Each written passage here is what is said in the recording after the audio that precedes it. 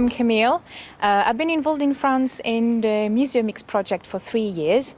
And today I was here in the Ironbridge Gorge museums to talk about the Museomix that's going to happen in Ironbridge. And I'm Samuel Bosson. I'm from south of France, and I'm one of the co-founder of Museomix. And I'm here to meet with the local community and the museum people to figure out how we can run a Museomix here for the 3rd edition. I think these museums have had a huge impact in the whole world about the Industrial Revolution, and that they have great content that we should work on to get this content to the people, and that's why Museomix should take place here. From what I've seen so far, what I see a major interest here for Museomix are all the stories you hear about the people who used to work here, the miners, and it's lots of things to work with and make this museum maybe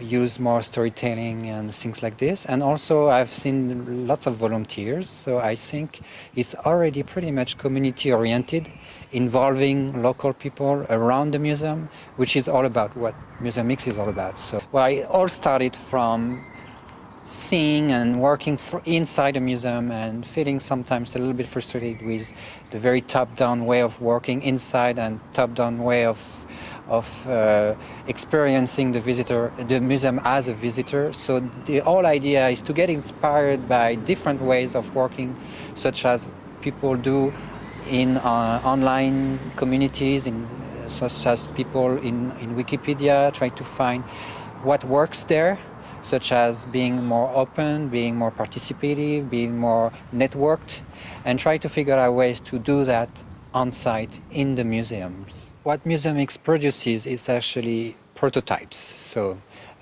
it's trying to get really hands-on and do a real thing and not just talk about it. So what we need to produce those prototypes are different types of skills. There are six major ones, such as, doing the interface, so it would be more like designer profiles, or taking care of the content, what we have to say, or taking into account the communication part of the prototype. So 6 makers also are there, and coders to actually build the prototype. So all those different types of prototypes work together at the same time for 3 days and co-create this prototype. Well, the first year I was a participant, and so I was in one of the 10 teams, I think.